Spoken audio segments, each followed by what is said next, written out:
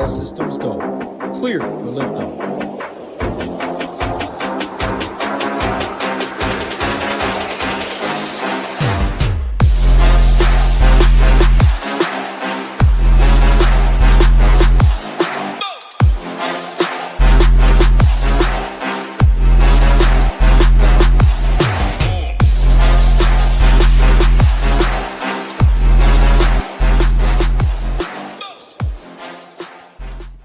What's going on, everybody? We're back talking some fights. Friday, per usual. Big Marley, myself, same time as usual.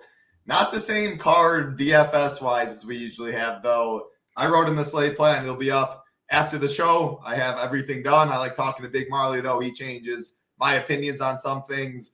I wrote the worst DFS card I can remember, probably ever, and I've been playing since before the pandemic. So 11 fights. 12 is always the magic number.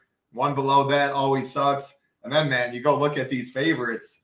All of them, except 3 fights, over minus 200, with 3 of them over or 4 of them, over minus 500 in this fight, or on this card. It's absolutely crazy, man. I'm definitely pulling back volume. I know someone last week thanked us for that. I think it was Bring the Noise or something. Definitely a week I'm not going to be playing much GPP volume. I mean, the cash streets, cash is tough too. But hey, there's still money to be made. Don't want to be a Debbie Downer to start it off. I always got to say it how it is, though. Throw it to you, Big Marley. How you doing on this Friday morning, afternoon? It's afternoon by you. How you doing on this Friday afternoon? I'm good. I'm still working on the fight rankings. I'm getting close to done. But I feel like I have a pretty good grasp on the slate. It's just that it's a tough one, and you got to find the underdogs, which is hard to do. So I think we'll talk about a few that'll be popular that we'll like, but hopefully you can sell me on one of these contrarian underdogs, because I'm not finding a whole lot on this one. But I agree, I'll probably pull back volume as well. Definitely not my favorite slate. Been around forever.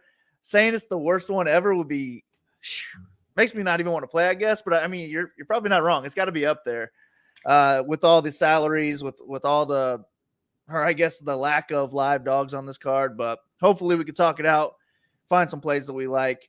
But I know there's a couple fades, but goddamn, there's nobody I'm locking into any lineups. There's a few fights that I'd be okay going close to all in on, but even the main event, I probably don't want 100%. So I don't know. We'll see.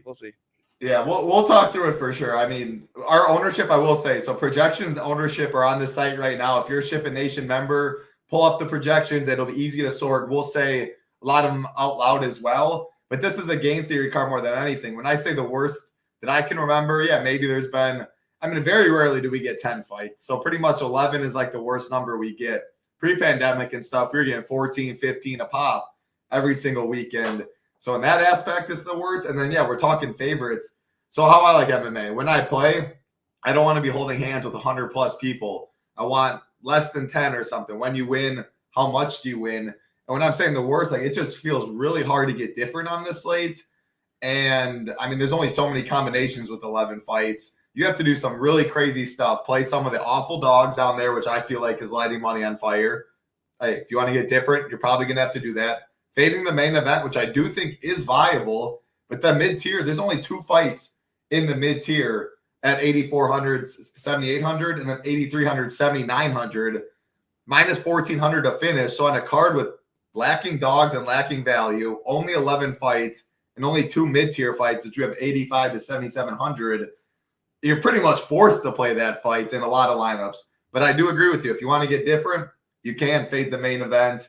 Always leave money on the table, helps, etc. But even money left on the table, there's only so many combinations. People are going to do it. So, yeah, it's a tough one. Why does the UFC even do cards like this? They bank on a lot of people stepping in late notice, like Rosas Jr., Tertios. Dana thought that would be on the card to get it to 12.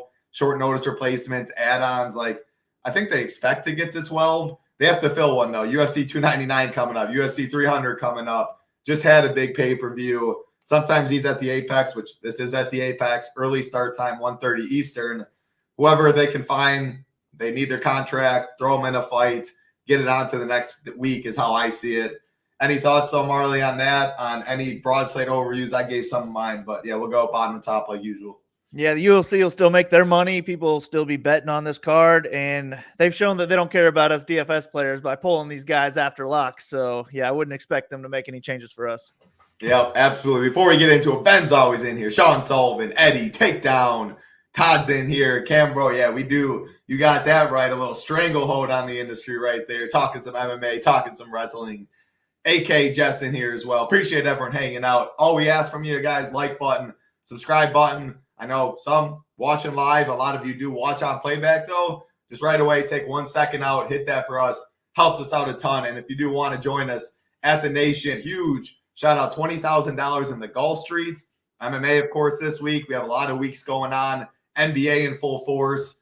Great NBA team. Shout out our man Rio. Does a great job on the slate plan, the showdown content, projections, of course, throughout the night as well. NHL, NASCAR. Got NASCAR now. A lot of screenshots there.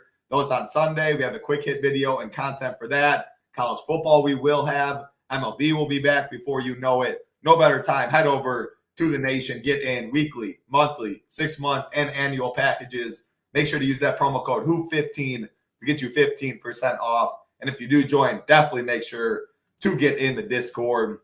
Here we go. Yeah, no late swap too, Eddie. Should be fun. It'll be interesting for sure. So if you're in the NBA streets, definitely make sure to check out the show. It'll be Rio and Ham today on the Mayo Media Network, and definitely Discord, slate plan, etc. No late swap. Should be very, very interesting in the NBA streets. But we're here talking MMA. Let's go bottom of the top, Marley. 11 fights on the card. We don't love it, but hey, there's still money to be made. Let's break them all down. First fight of the night. Abdul Kareem El Sawadi taking on the weak Radzhabov. 8,400 El Sawadi. 7,800 is Radzhabov. Looking at the odds in this one, El Sawadi minus 180. Radzhabov plus 155 on the way back. Even money. This is a coin flip to finish at plus 100. El Sawadi plus 220 inside the distance. Radzhabov plus 300. So looking at ownership, and I'll say ownership in all these fights like I usually do, but this card more than ever, it's a game theory card. You can go into this card without knowing anything about any of these fighters, and that's totally fine. I compare MMA to NFL Showdown a lot. Only 6 spots, only so many combinations. People, it's a dupe sport. You don't want to be holding hands with 200 plus people. At least that's how I play it. You really have to be cognizant on it this week. Now, this fight looks to be, not low owned. El Sawadi is going to be, I think, relatively low owned for his range. We have him at 24%. We have Radzhabov at 23%. Now, if that's true, I like this fight, and I'll be overweight on it because this is a low-ish owned fight relative to the card. Only 3 fights on the card have a favorite less than 200. This is one of them. I like Radzhabov a lot, and especially seeing this ownership at 23%. He's probably my favorite dog, and I agree with you. 23, I wouldn't be surprised to see 27 or something like that, but it has to stay somewhat in check in between Rosenstruck in the main event and Sopai with really good money line odds. And man, why I like Radzhabov, all he wants to do is wrestle. If he wins, he almost surely has to be optimal in this fight. 23% solid. I definitely want a lot of him. And El Sawadi, you look at who's in his range at 8,400. Gaziv, 100 less in the main event. He's going to be double the ownership. Leroy Duncan, the Petrinos, Mokaevs, like Oliveira, El Sawadi are going to be overlooked right in that range. I'll tell you right now, I'll be overweight both of them. I like Radzhabov. Give me this fight. It's going to be relatively low owned. It's easy to leave money on the table if you are playing this fighter or if this fight. Plus 100 to finish. Solid inside the distance props for both. That's how I see it. I like both. I prefer Radzhabov for the savings. But at this ownership, too, 24% El Sawadi. Think he has a striking advantage. If he sucks takedowns, should be his fight. So I like this one to start. What's going on, John? Hope everything's going well. How you doing, though, Marley? What do you see in this fight? Yeah, I like the Radzhabov side, too. More so just on a card where we're searching for underdogs. He is one that has a decent chance of winning, and his path to winning is going to be through wrestling. In his debut, he went out there and landed 11 takedowns. That was a guy against a guy who had no takedown defense, but that is still his best attribute. His main path to victory is to hold this guy against the cage and search for takedowns. Once he gets the takedowns, hopefully he can control him there or let the guy get back up and keep racking him up. That would be even better. But if he does win this fight, I would expect him to score more than 10x. And he scored 120 in a decision in his first UFC win. But he also he'll definitely slow down as the fight moves along. He can fight through it, still land some takedowns here and there. But Al-Sawadi should have the cardio edge in this one. I would also give Al-Sawadi the striking edge in this one, the volume edge. But they both could knock the other guy out with one shot. Like, I don't think they have the most power, but I think that they're live for a knockout really in any round. And then Al-Sawadi's a pretty good wrestler himself. So I really think this one's going to come down to who lands the takedowns first and who lands more takedowns. That person's probably going to end up winning the fight. I think Radzhabov's going to be a little bit bigger, a little bit stronger. He's fought the tougher competition. And the fights where Al-Sawadi did look like a good wrestler, it was against guys who lost a lot of fights. They're like 50-50 or 50-50 fighters. So I just don't think that he's going to have that same type of success here. So give me the underdog. I'd rather save $600 here. I'll be overweight to him, and I'll probably be underweight to Al-Sawadi just because I would rather take my chances on other favorites on this card. So I'll probably be at least half the field on him. Maybe he'll even be a fade for me, but I could see him scoring 100-plus points and a win, so that'd be a risky fade. Yeah. And no, I mean, like, on paper, Al-Sawadi definitely looks worse than Gaziev, Oliveira, or not Oliveira. We'll get to that fight. Oliveira has worse money line odds, but a better fight that I like to target. So I actually do prefer Oliveira to Al-Sawadi if I had to pick. We have him at 21%. We'll get to that fight actually next. Like Leroy Duncan, the Petrinos, I'm going to be playing some Al-Sawadi at the ownership, even though I don't love it. It's the game theory play, doesn't break the bank. And again, only 2 fights in the mid-tier. I like you leaving money on the table, but I do prefer Radzhabov, and I like it. 23%. Even if he was a couple percent higher, the Sopai Rosenstruck ownership has to keep it in check. I definitely like him for some wrestling upside. So, hey, I'll be overweight this first fight. If it's not optimal, yeah, I'll probably be a tough night and a long day over here for myself. But 1:30 p.m. Eastern, 11:30 a.m. start time. You have all day to do stuff. I also wrote in the slate plan. Maybe this is one of the weeks. Hang out with a significant other, do something else, touch the grass, as the kids like to say. Hey, and then you got 8 other weeks in a row for MMA. Then you tell them you took off for them. You watch the next 8 weeks, which are definitely better cards. But, hey, watching fights still better than a lot of other things in this world. Keep it rolling. Next fight on the card, Benicio Salvador, Bernardo Sopai. Odds in this one, pretty interesting. So DraftKings, -135, Sopai +114. This fight's -250 to finish. Oliveira +140 inside the distance. Sopai +170. Now, Sopai's taking this fight on short notice. The line has gone in Sopai's favor as the days have come. And looking at the odds, 8,600 is Oliveira, 7,600 is Sopai. I expect Sopai, like Rosenstruck, to be one of the highest owned dogs on the card. Dogs stink, value stinks. He's +105 in some spots, like +115. That's great money line odds right there. In a good fight to target at -240 inside the distance. So Sopai definitely going to be popular. I mean, I like him for sure, but in GPPs on this card, if Sheets was in here asking, like, who would my favorite play on the slate be? Who's the Duncan of last week? It's got to be Oliveira in this one. Great fight to target, leverage from a chalky Sopai. You're overspending 1K more. And then you look at him, he's got hands, 15 knockouts. I mean, he can definitely put someone's lights out. I definitely will have more Oliveira than Sopai in GPPs, just game theory, leverage. That is how I have to attack this slate on 11 fights. I'll throw it to you, though. Break this one down. Yeah, I like that. I think that makes sense from a game theory perspective. And I am picking Oliveira to win by knockout. I think he's the more dangerous striker. I think he's the better overall striker, the guy who's going to be setting the pace. But he's not going to be looking for any takedowns, which is my issue. And if he wins a decision, I don't think he's going to 10x his $8,600 price tag. So it's almost more that he's reliant on the knockout at this price on this card. And even though I'm picking Oliveira to win, Sopai is definitely my preferred DraftKings play because I'd rather save that $1,000. He's 6% more likely to win than Jair Rosenstruck and Loic, the guy we just talked about. So it's hard to pass up that value on a card where we really need underdogs. And this guy is in play for a knockout himself because Oliveira's been knocked out 3 times already, and this guy has one-shot power. But he's also in play for wrestling upside too. And I think if he wins a decision here, he'll still score more than 10x. So I'm going to be on the supply side, more so on DraftKings, but I think you probably talked me into a little bit more Oliveira than I was planning on getting. I was thinking I might even X him out with like 20 or less lineups, but I do think that makes a lot of sense, especially if he's going to be one of the lower owned favorites on the card. He could go out there and knock this guy out who's taking the fight on short notice, like a less than a week's notice. And when I was watching Oliveira fight, I was like, I was thinking this guy was like 170 pounds. Just looking at him, he looked like a big dude. And then I watched Supply and I was like, whoa, this guy's little. Are these guys even in the same division? Yeah. And sure enough, this dude's 135 pounds somehow. So I don't hate you talking me into a little bit more Oliveira there. Good fight to target overall, though. Oliveira or El Sawade if you had to pick. Oliveira. Yeah, that's how I am too. But that's why I'm playing it. Like I said, listing ownership. Gaziv 8,300 at 49%. El Sawade 8,400 24%. Oliveira 8,600 21%. Then Leroy Duncan, Potierino, Mokaev, all that 35, 39, 44, 41.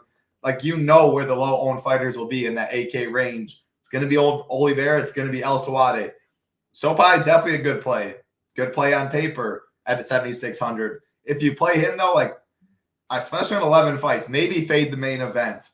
Definitely try maybe mix in a Pickett, Cunningham, Zahabi, one of these scrubs down below. Like you can't just plug in one of the main events, Sopai, pick a Urtshul, Mokaev, Potierino, Duncan, and go from there. Everyone's going to be playing that stuff. You can. I mean, if it's optimal, you're never going to complain about first place. That's just not how I play. I need to get difference. I'm going to be playing a lot of main event like a donkey. Oliveira, El Sawade is going to be how I get a little difference. And I do prefer Oliveira, just the upside a little more, but I'll be mixing both those fights. And I do like actually Radzhabov over Sope when it's $1,600 or 16 ownership discount. Give me Radzhabov in the first fight, Oliveira in the second fight. That'd be the nuts start over here. I know that for sure. So I love it. We'll keep it rolling. There'll be plenty of game theory talk. We're always talking ownership, game theory. That is DFS. That's the sport of MMA for sure. This week more than ever, though. 14 fights, you can have your more bias and stuff like that because there's more combinations. Ownership's more spread out. The less fights, the more concentrated it is. I think you kind of have to lean more game theory-wise, in my opinion. But, hey, at the end of the day, you need to pick the winners. That's what we're here to do. That's what Big Marley is here to do. So who do we got in this next one, Big Marley? Christian Leroy Duncan, Claudio Harero. Minus 325 is Duncan. Plus 275 is Harero. 8,900, 7,300 is the price tag. This fight minus 400 to finish. Leroy Duncan minus 160 inside the distance. Harero plus 285. Take it away. Yeah, we should get a striking match here. And we have minus 400 that the fight doesn't go the distance. But we really need an early knockout for either one of these guys to have 100-point potential in this one. And I do think that Leroy Duncan is the better overall striker, the more dangerous striker as well.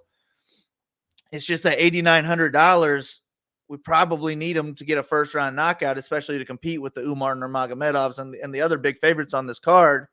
So this is one where I probably want to match his first-round odds, which right now it's looking like he is about plus 200 to win in round one. If he wins in round one, I don't even think it's a lock that he's going to be on the optimal lineup, but I think there's a good chance. So at plus 200, they're saying that there's a 33% chance that he ends this fight in the first round. I probably want to get close to that. So maybe I'll max him at about 30%, but I'd also be fine getting away from him completely if I'm making 10 or less lineups and just taking these bigger favorites who have more ways to win and are more likely to win on the ground. I'd rather take a guy who can get 5+ takedowns than take my chances on a guy for first round knockout.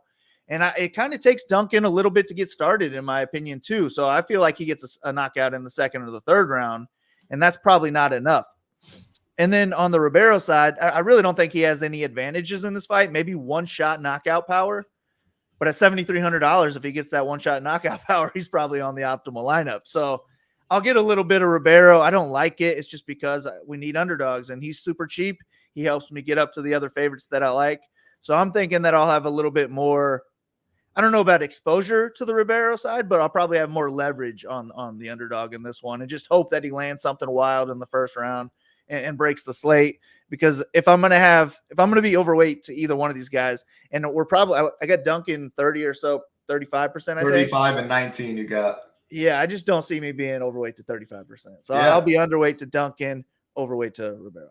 Everything you said, I agree with. I picked Leroy Duncan, second or third round knockout. I think he's just a better technical striker, switches stances, moves on it. I think he picks him apart.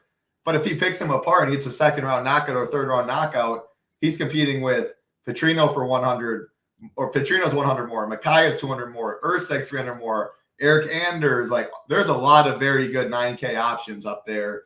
He's my least favorite because I do think like he'll stay at range. He'll be technical. He doesn't want to get in a firefight with a barrel. I mean, that's how you go to sleep. He clocked Kopylov at the end of the first round before Kopylov had that sick head kick back in Utah. But yeah, I agree with you. And I'm going to be playing a barrel. We're going to talk about a lot of these dogs.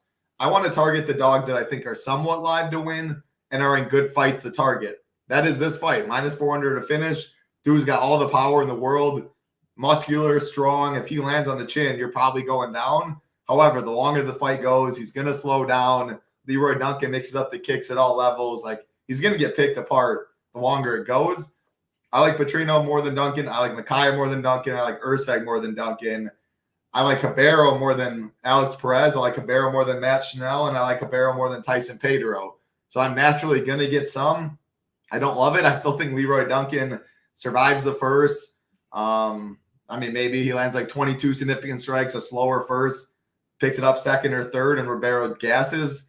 But I mean, he's still fine. Like plus 200. I will say Bet Online. That's a book I look at a good amount. Open plus 200, Duncan round one. Got all the way up to plus 275.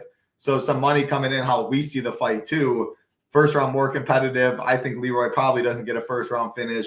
And some sharp money has been going to the over on that Ribeiro or on that first round prop for Duncan as well. So yeah, a good fight to target minus 400. I like Harero a lot more than Duncan though. And I definitely will be more overweight Harero than I will Duncan.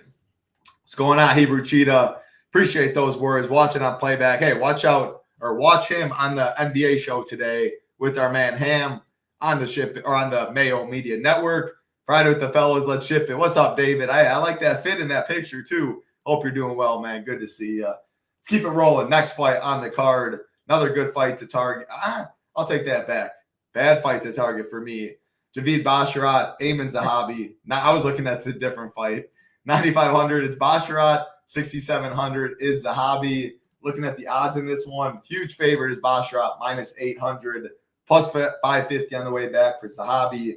This fight is expected to go the distance, one of the few on the card, plus 150 to finish. All the equity on the Basharat side, plus 180. Inside the distance is Zahabi, plus 700. Ownership in this, Basharat 18%, Zahabi 9%. If you want to get different in the upper tier, like the El Sawadis, like the Oliveiras, Basharat is definitely going to be the lowest own above 9K. I'd rather go Oliveira, El Sawadi, and get different that way. I don't think it's a crazy way to do, or I don't think Basharat's crazy by any means. He just does not, he has not scored well. I think he can beat Zahabi in any way. And how he needs the optimal probably is go wrestle. One takedown per round, though, is probably enough. Like, I don't know if Zahabi's getting up and he's chaining him.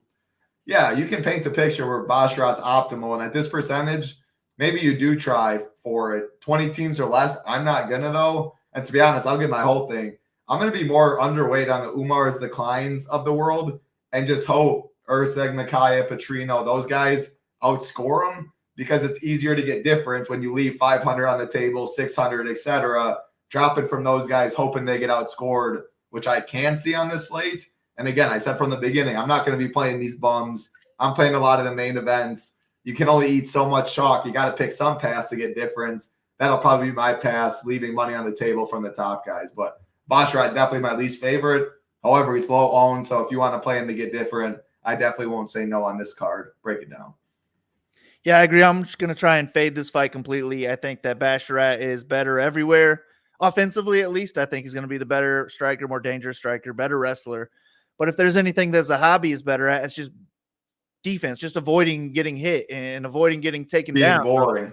But they both are good at being boring. $9,500, like Basharat's going to need a first-round finish most likely, and he's plus 475 to get it. that's half as likely as Duncan, who's like $600 cheaper than him. So I'm just going to X out Basharat.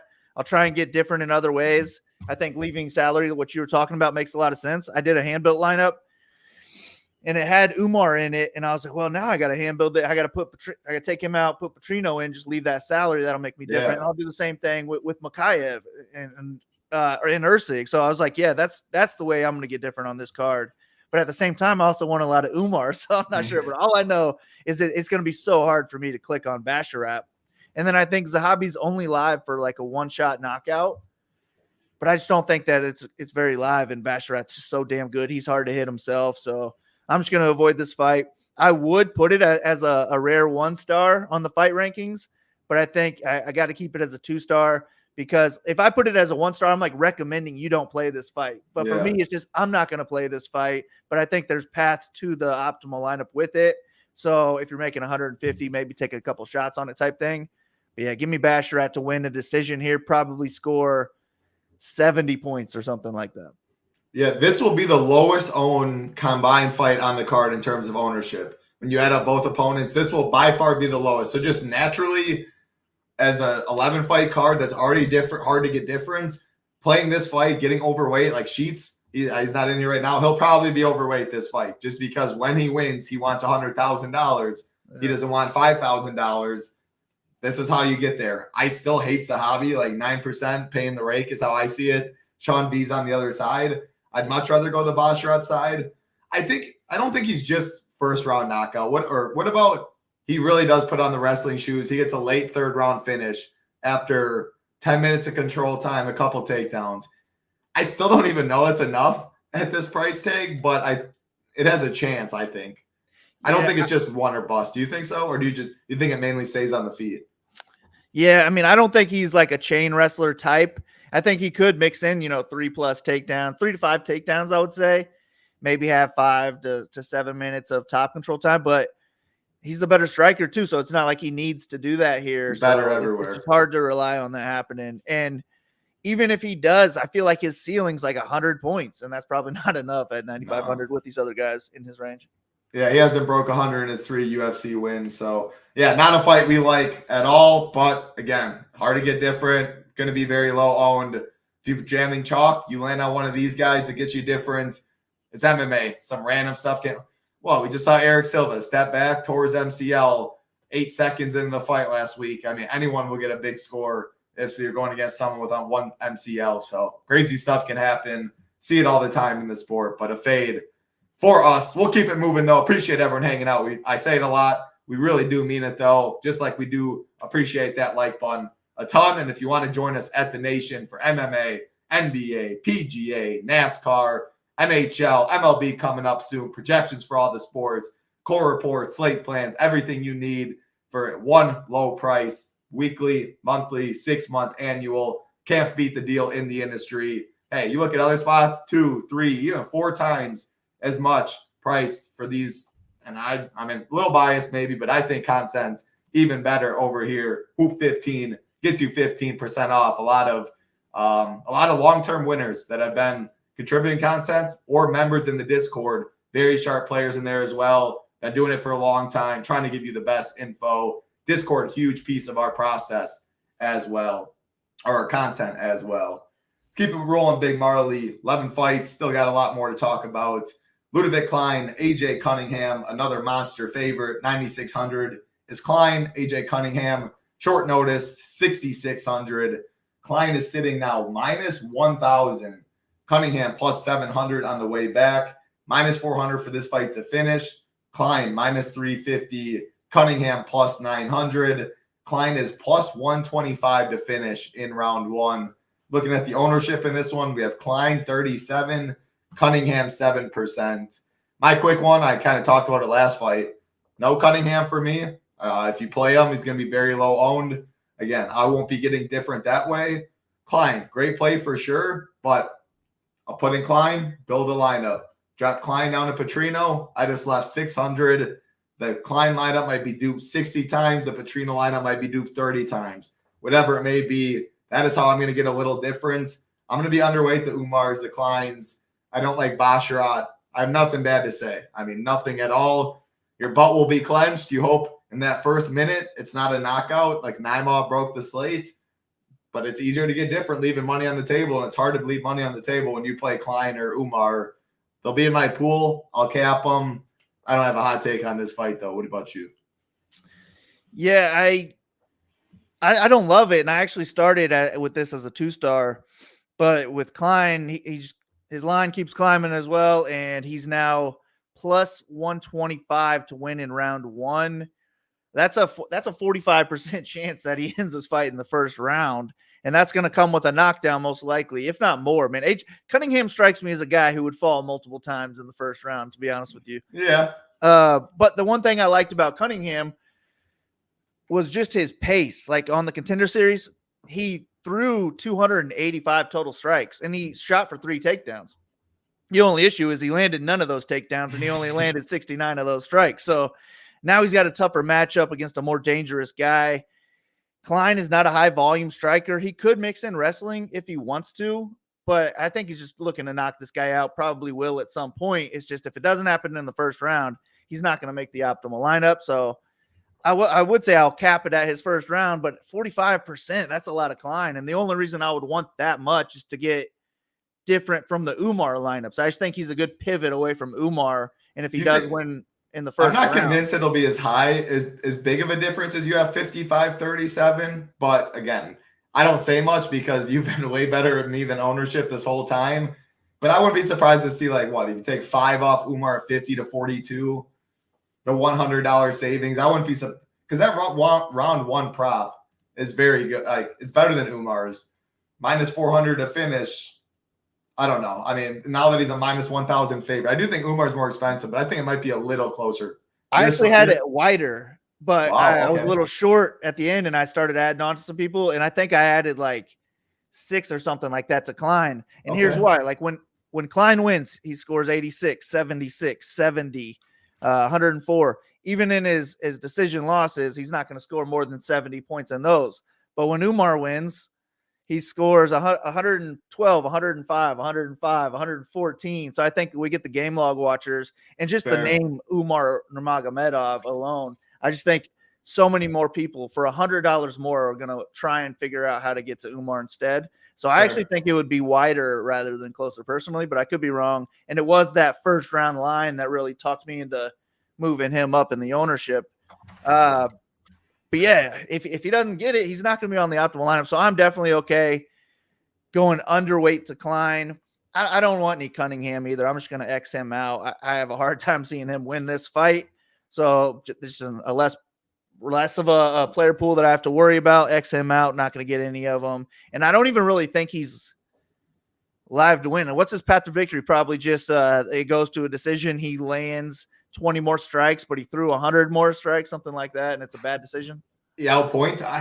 Probably outpoints. I don't know. At the end of the day, Klein, he can, like you said, can be low volume. He loves his head kick. He always wants to set up that high kick. He's had multiple knockouts. If Cunningham does just put a pace on him, I'm trying to think like a Nicholas Dalby bomb fiend fighter or something. Like he takes all the beating. Somehow Klein starts to gas. Maybe. But Cunningham on short notice, plus 6, I don't know. I'm reaching for sure. I'm not playing Cunningham. I'll be underweight Klein, and it's scary because it's a great fight to target on paper. Even a Klein first round knockout 110. Well, I hope Potierino, Mokaev, even Duncan, the guy's cheaper. That's my plan right now. You got to find ways to get a little different. Those upper tier guys are great. The guys a little lower for 500, 600, 700 less. I do think have similar upside though, and you get teams. You get more unique doing that. So, yeah, I mean, it's Klein, though, and he is a great player. I will say FanDuel, too. Not many play on FanDuel. The prize pools are cheeks. However, Klein will definitely be popular over there because first-round wins mean even more on FanDuel than they do on DK. Decisions compared to finishes. You really want that finish. Klein, great inside the distance, round 1 prop. So, if you go Cunningham there, you get all the leverage. Let's touch on this quick. Before we get to the next fight, just in general, I'm always anti-stacking. If there was ever a fight or a card to stack, though, this is the one, and it's not the main event you would stack. It would be one of these 3 rounders. I don't think this one would be crazy at all, the Umar one, If it does go the 15 minutes, tons of scrambles and stuff, and we get very little dogs on the card, I wouldn't be shocked to see 5 for 6 on the winner and then one of the dogs just be a full punt. Yeah, I still don't know if I do it, but go ahead. Yeah. Which I was ones kind of would thinking you? that's the path to Cunningham being on the optimal lineup. Yeah. He just loses, but he puts up 33 points, and that's enough to get it done. So that would be the reason not to X out Cunningham, more so than expecting him to win, I think. I'm playing Pickett for that. A little Pickett. I have him as underrated. We'll get there. But that's actually the next fight. Let's go right there, and then we'll touch on this. Eric Anders, Jamie Pickett, -525 is Anders, +400 is Pickett, 9,300, 6,900 is the pricing. Anders 27%, Pickett 8%. This fight is, what is it? -110 to finish, +110 for Anders, +750 for Pickett. And I'll just say right here, yeah, I think Anders is fine. I'm more around the field with him, like 9,300. I prefer Mokaev, Urtshul, Potierino. But again, if you go Klein to Anders or Umar to Anders, you're still leaving 300 or 400 at least. That is how I'll be playing Anders more so. And I just think Pickett's cheeks. But if this fight goes all 15, it's pretty much a coin flip to do so. And Pickett puts up 35. I think there's a chance. And if I'm knocking all the other guys off, the guy that Umar's farting, Bagsat, if you're Xing AJ Cunningham, and if you're Xing Zahabi, he is the lowest guy, Jamie Pickett is, that I'll have in my pool 20 entry below at 6,900. Literally just thinking, I don't think he wins. But if he gets 35, it could be enough. So go back to that conversation we were having. You were saying that about Cunningham. Do you prefer Cunningham to Pickett? And then, break down this fight. Yeah, I don't know. I'm Xing out Pickett too. So I just, even if this fight does go the distance, I mean, this is a guy that scores 20 points in his losses, and I don't see it being any different for him. And when he wins, he's scoring 60s at tops too. So Pickett's just not a guy that I like. The one thing that he could win with is just Anders being low volume, and bad judges give it to Pickett. But even in that case, he probably scores 50 points on DraftKings. You take that's optimal. You give me 50, I'm locking him. I'm locking him in 20 like other teams. Underdogs more, like other underdogs' chances of winning more. And I would rather save money. I would rather take Umar's opponent for cheaper. I'd probably rather take Cunningham for cheaper if that helped me with my favorites anyways. Yeah. But then there's just favorites priced above them that I like a lot more. So I'm just going to stay away from the bottom 4 fighters this week, I believe. But so is everybody else. So if you want to get different. No, it's tough. It is tough. But I will say grapefruit to that thing. I don't think that's crazy at all. And I almost never say that. Pickett will be the one of the 4. The other 3 is fade. Him is underweight. I'm capping him at like 10%, 15%. I'll be totally fine if I get 0. But for that exact reason, I'm still not going to stack it. I would just hope, because to get the stack right, I mean, when you win, how much you win, it's definitely viable. But it feels like if Pickett's in the winner as a loser, it feels like Anders can't be in the winner there. It would probably have to be, looking at all these fights, Mokaev Perez is live for all the scrambles, reversals, etc. That'd be one I could see.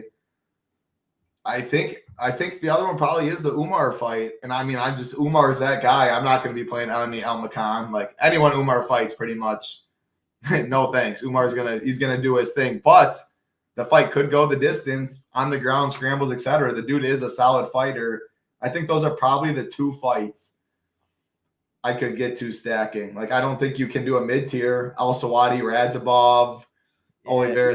Like, I think it has to be one of those 2 is how I see it. What about you? I would say my favorite would be Schnell? Nah, my favorite would be Perez, Mokaev.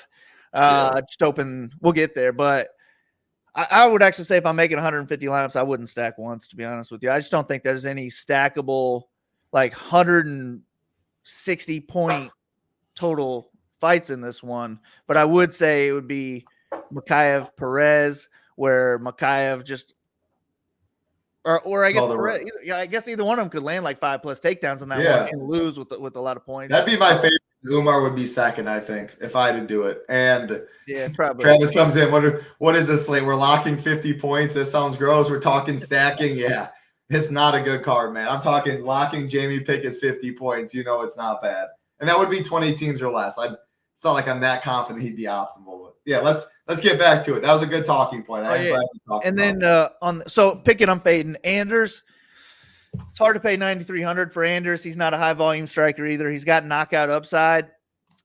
He's got wrestling upside too. So I think he's got paths to the optimal. So I'm not going to X him out of my lineups, but I would really prefer to have closer to 10% rather than like 30% personally. So just a fight I'm going to try and get away from. Hope that it's a more boring fight and Anders wins with the decision where he scores 80 points. Yeah, and to be honest though, I'll probably have more Anders than I want, just because you look at who's in his range at 27%. There's Basharat, who's 18, but I really don't like Basharat. Give me Anders for the 200 savings in a vacuum. Klein and Umar are going to be higher on up top. Urtshul, Mokaev, Potierino, Duncan are going to be higher lower. So he's kind of in that 9K range that's going to be not forgotten, but at least lower owned than them. So if I do play like a SoPi, I do play the main event, something like that, and I make a lineup with those guys. I plug in Umar, I take Umar out, go Anders, leave 400 plus. I think that's kind of how I'll be playing the Anders stuff. But I like Urtshul more, I like Mokaev more, I like Potierino more. All for cheaper in a vacuum is how I round out this fight. And we're going to get to it. We got a couple fights left on the card right here. Steve Urtshul, we just talked about, another big favorite at minus 450. He's taken a lot of money the past couple of days against Matt Schnell, who's plus 357 on the way back. Minus 220 for this fight to finish. Urtshul minus 190. Matt Schnell plus 775. Urtshul 41%. Matt Schnell 13%. And again, the pricing in this one is 9,200, 7,000. It's just a tough matchup for Matt Schnell, I think, man. Like, wherever he's good at, very solid grappling. He has heart of a lion. If you haven't seen the Suma Darji Matt Schnell fight, go back and watch that fight. That's one of the best all-time fights you'll ever see. But, man, the chin is a big concern. At range, I think Urtshul's the better boxer. I don't think Schnell can take him down. Like, when the fight ends up on the mat, Schnell's good. He struggles to get the fight there.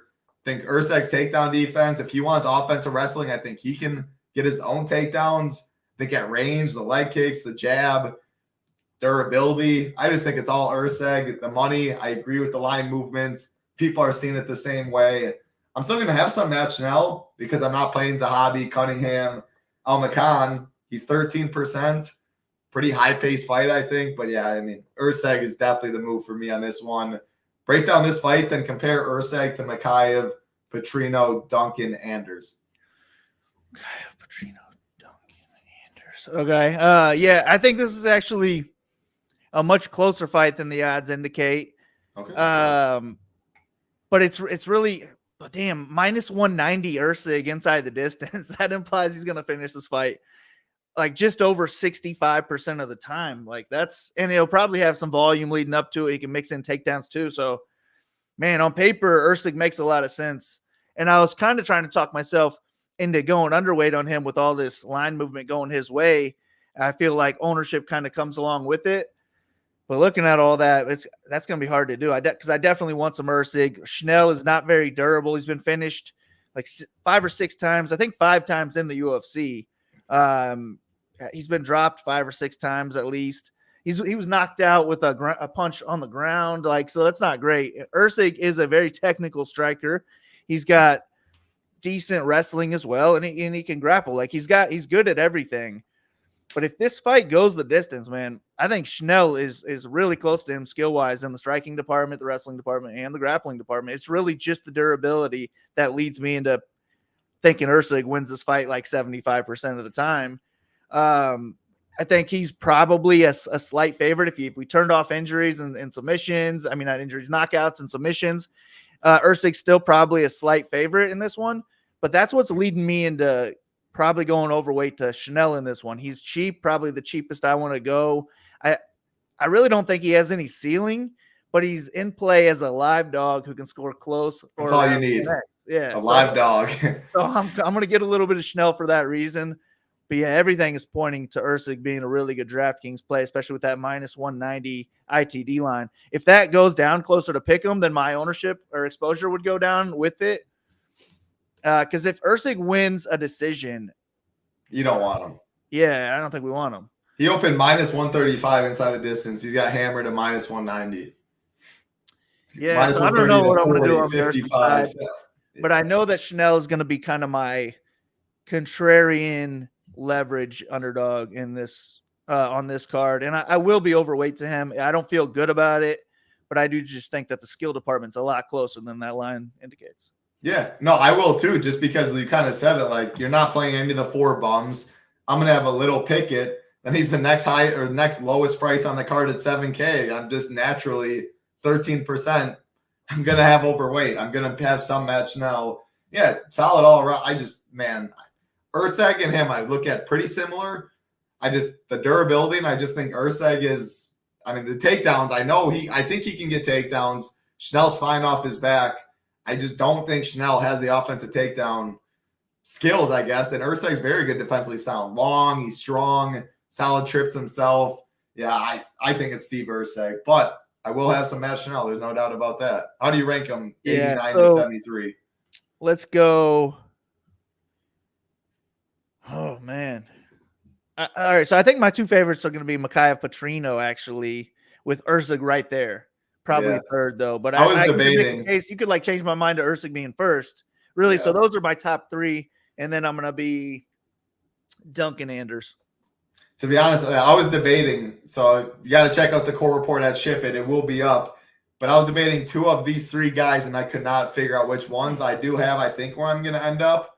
And again, that's just single entry. I recommend MME, 20 entry max, multiple teams. Very tough to get one 6 for 6. And you don't only need 6 for 6 more times than not. You need 6 of the big boy winners. You can go 6 for 6, but get a 60 point in there, still triple up your money, which you'll take a triple up for 6 for 6. And if you go 6 for 6, you want more than a triple up. You want all the money. And that's why it's so hard in MMA. Not only are you parlaying getting the winners right, you're also parlaying how well they score compared to others. So definitely think MMA is an MME sport.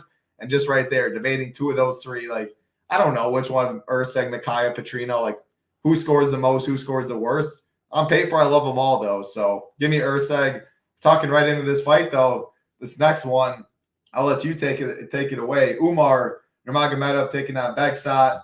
Almakatan. Probably butchered that name. Probably not 15 syllables in his last name, but Basharat, huge dog, plus 725. Umar, minus 1,100. This fight's minus 170 to finish. Umar, minus 180 inside the distance. Almakhan, plus 1,400. So I will say, first of all, minus 170 for this fight to finish. Umar's minus 180. So you're probably wondering, how does that even make sense? It doesn't. Sometimes books literally do that. If you want to bet Umar to finish or you think he finishes, just bet fight to finish. You have 10 cents better, and you have the out. If Alathan somehow does finish this fight, you still win that bet and not just bet Umar. So I did say it correctly on Bet Online. Sometimes look at that. MMA is very weird. Pretty much it's saying, though, if there's a finish, it's obviously going to be Umar. I already said what I'm going to do. I'm fading the big dogs. I'm going to be underweight the Kleins, the Umars, just because Umar wins and puts up 110. Hopefully one of the other guys put up more, and I can go Umar to Potierino and save 700, get off some of a chop. There's nothing bad to say about Umar, though. So, yeah, how does he win, I guess, is the question. Yeah, any way he wants. I'm picking submission, but it could really be any way. And, I mean, this Almakhan guy, that's how you say his name, he looked pretty good, actually. Like, he's not bad anywhere. I thought the striking was the best part of his game. Really, his kicks, his head kicks are fast and dangerous. He's knocked out multiple people. He was also landing some takedowns on the regional scene and doing fine on the ground. So I think he's going to win fights in the UFC. He's just not going to win this one. I mean, I'm picking Umar to be the champion in the next year, 2 years, and he's the full package. He can wrestle.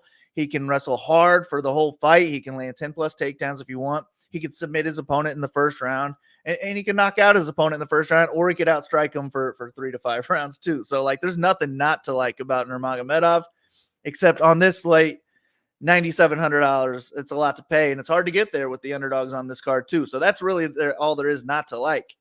But he's like plus 120 by submission. I think plus 165 by decision.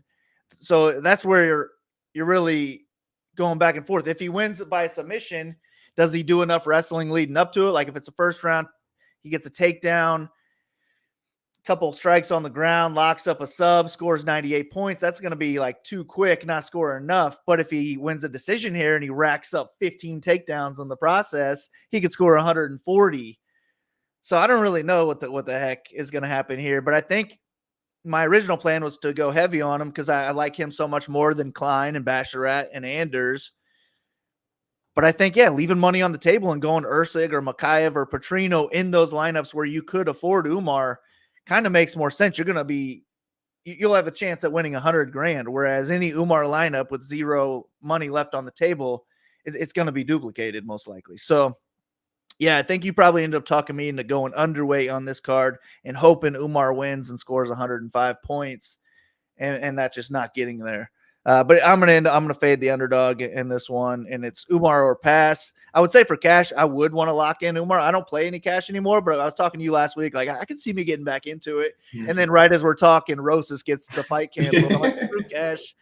So I don't know, but I've been going back and forth. Like every day, I tell myself, you know what? Maybe let's get back into playing some cash games. What do you think you'll do with Umar and cash?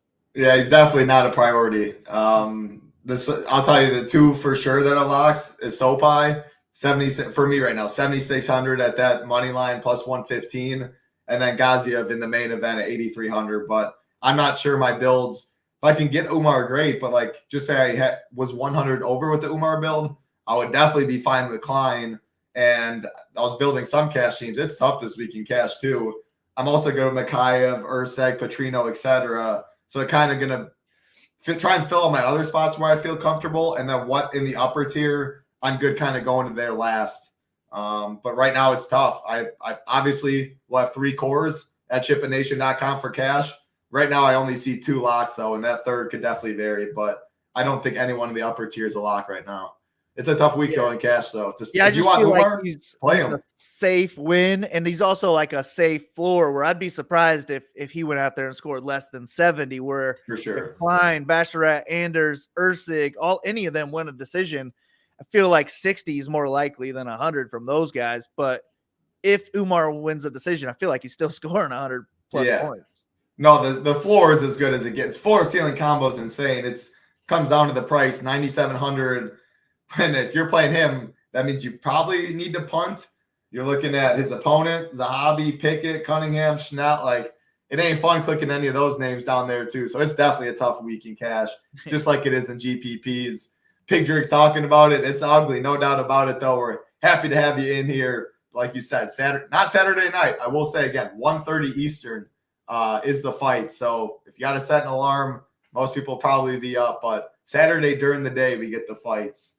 Let's keep it rolling, though, Big Marley. Couple fights left. More to talk about.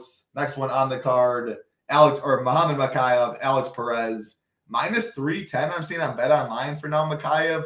You go to FanDuel, minus 355. So always important to price shop. Perez somewhere between 260, 270 on the way back. This fight's minus 160 to finish. All the win equity, or all the finish equity, on the Mokaev side, minus 150 inside the distance. Alex Perez plus 975. I'm playing this fight. We kind of talked about if there was one to fight stack, why could this be the one? Mokaev, all he wants to do, wrestle, wrestle, wrestle. Now, Alex Perez, people might forget, though, but when this dude was fighting more than once every 3 years or whatever, when he wasn't pulling out of all these fights, he has a wrestling background. He can wrestle. He throws nice leg kicks. If we get the best Alex Perez, this is going to be a very fun scrap. Can definitely score. It's going to be high-paced. Can Perez keep up the pace with Mokaev? What I will say, though, I'm playing this fight in DFS for sure. Perez is the dog. Any win, I think he's on the optimal. Mokaev, when he wins, he's a DK monster because of the wrestling, the top control, etc. So, yeah, I'm playing this fight. And again, the Umar Kleins, I make a lineup, I plug them in, take them out, plug in Mokaev. Mokaev is just as much upside as them. That's kind of why I keep saying it, but my plan. Yeah, I'm probably not going to be checking any of my DraftKings lineups until the end of the card because a lot of my exposure is going to go to these last 3 fights on the card. And this is one I kind of want to load up on both sides.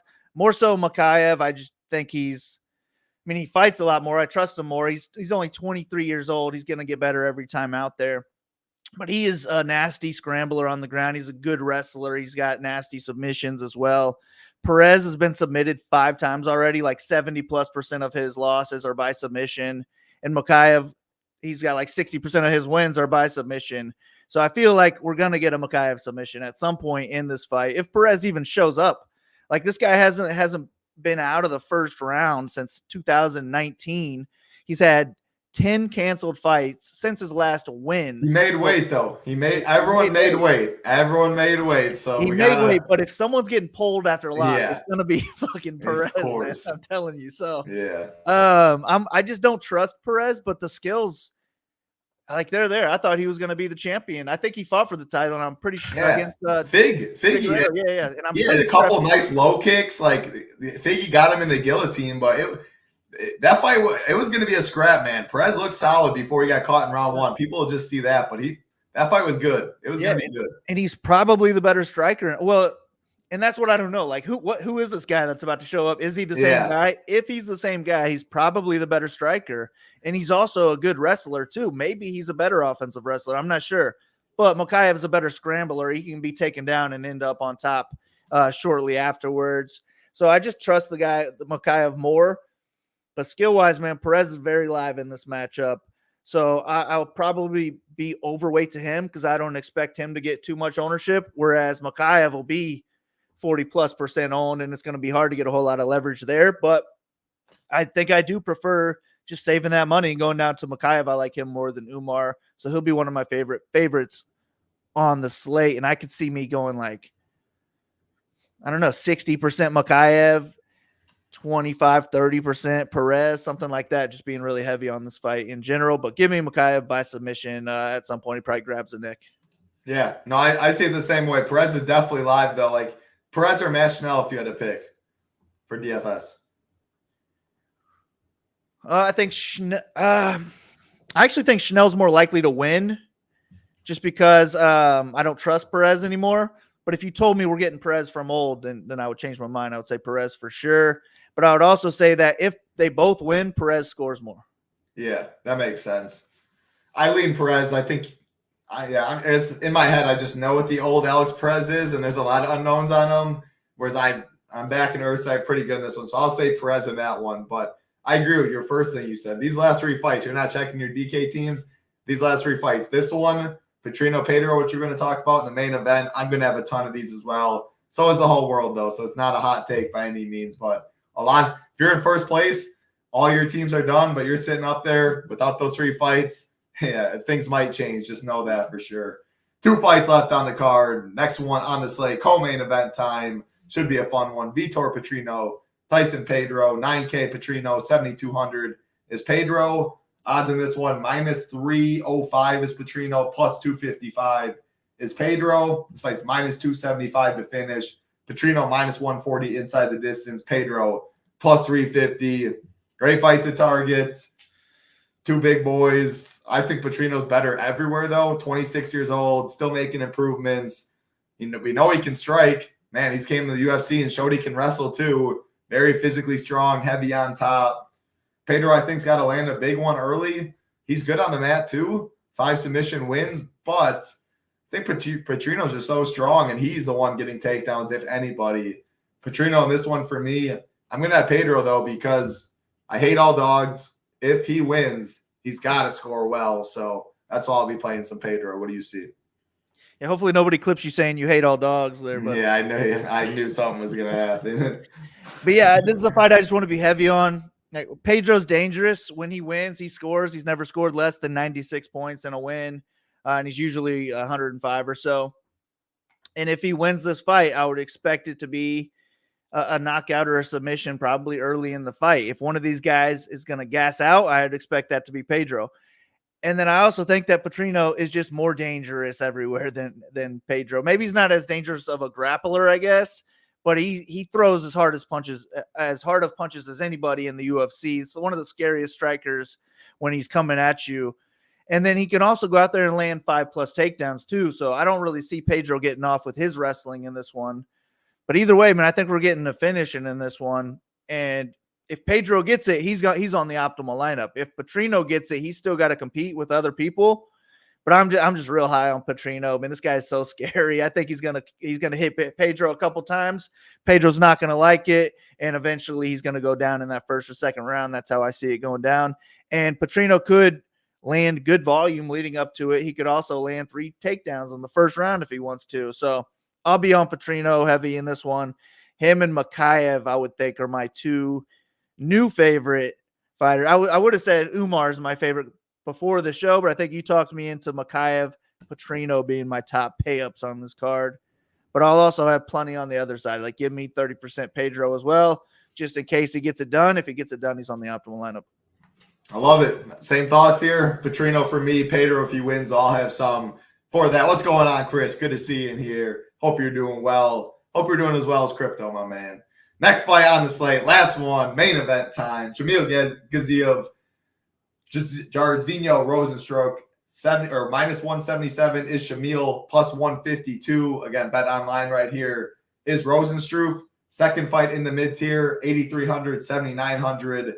Minus 125 is Shamil inside the distance. Rosenstruck is plus 125. Minus 1,400 this fight to finish. Under 1.5, minus 175.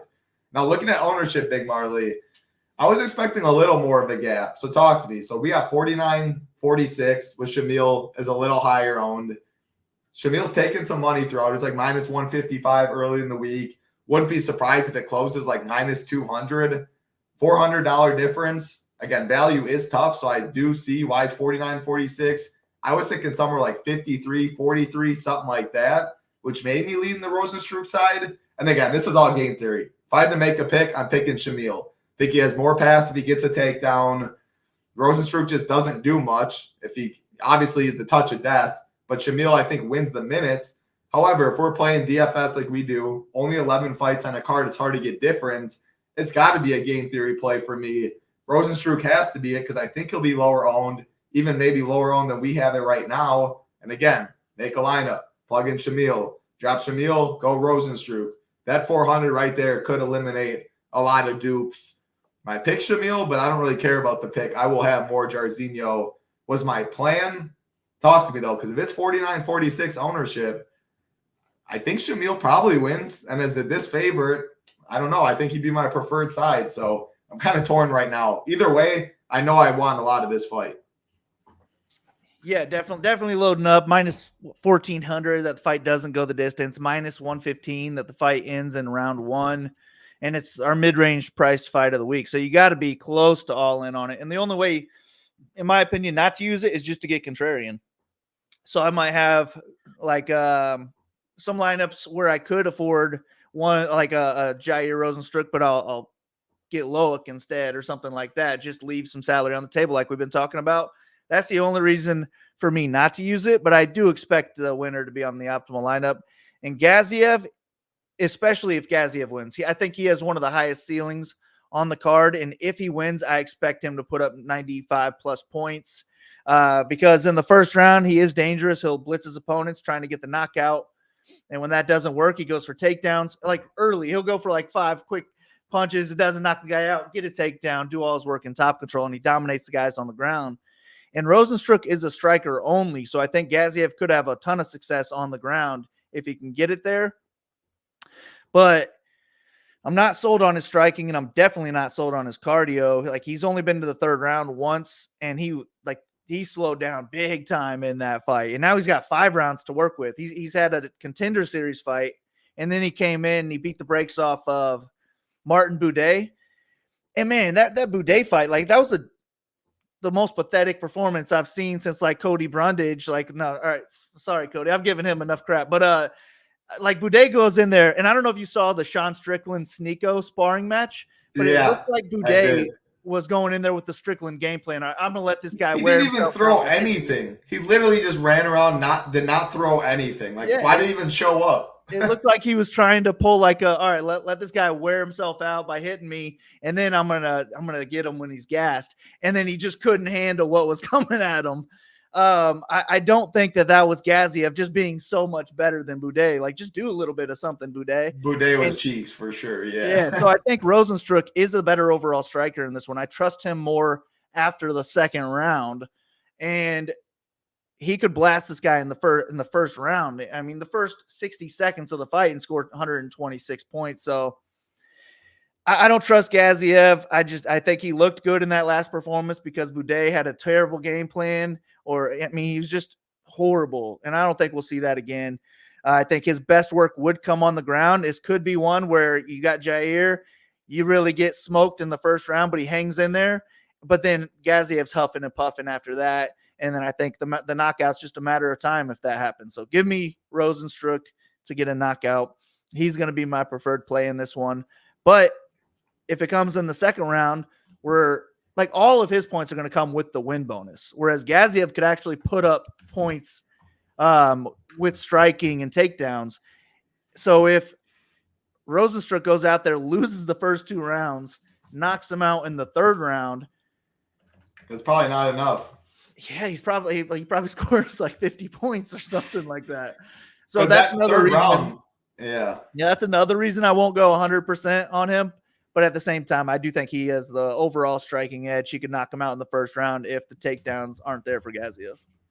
No, yeah, I think everything you said, like there is a case. I'm going to make a rule in 20 entry and below to have one of this fight, but it mainly came down to, like, I know I'll be leaving money and trying to get different elsewhere, but with only 2 mid-tier fights on this card, like otherwise you're forced to go stars and scrubs, which is the build I hate. So they're kind of, which is good for people that want to fade it though, like 49-46. We have 95% of the field playing this fight. On an 11-fight card, that's really hard to get different. Don't play the main events. You are different. It's going to be scary for sure. Big boys under 1.5 or it's minus 175. Like it doesn't feel good at all. And 85 could be enough from either of them to be on the optimal. If you told me the winner scores 85, it's the easiest fade ever at this ownership. But with how this card could end up with, if no dogs win, not many people in the mid-tier, it's not the craziest thing. Like you don't need 100 plus in this fight to be optimal, which is why I'm playing it. I'm going to try and get different elsewhere, but I do not think it's crazy to fade this fight at all just to get completely different. And when you win, how much you win, fading this fight can help you win all the cheese. That was all 11 fights. Redzhabov's in here. MP, G. Kiefer, what is up? Hope you guys doing well. It's about that time to get on out of here, Big Marley. It was fun talking this late. It's not fun on paper, but hey, someone's got to win that money. Hopefully we helped you. When you win, hopefully you can try and eliminate as many dupes as possible. I don't see any solo shipper, though. I'm not even going to try and build the solo ship because if you do, think you're fade main event, you're playing one of those bums, you're doing something real crazy that I can't even stomach. For me, it feels like I'm donating money, but hey, it always feels like that until you win it all. So I'm cutting back my volume. I'm going to try and get different, leaving salary. Little things like that, the Oliveiras, Al-Sawadis of the world. Final thoughts for the people before we get on out of here. No, I just completely agree with what you said. Hopefully we can turn this bad card into a good winning slate, and then I'll be happy with it for sure. But good luck to you this week in title. Good luck to everybody listening. Let's ship it. Let's ship it is right. It'll be a great slate to win 100K. Yes, it will, Jeff. It always is.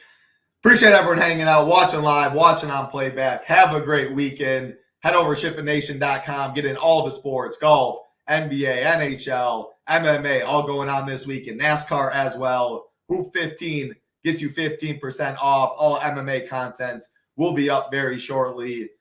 Good luck this weekend. Good stuff as always, Big Marley. For my man, Big Marley, I'm Titletown. Be safe. Have a good one.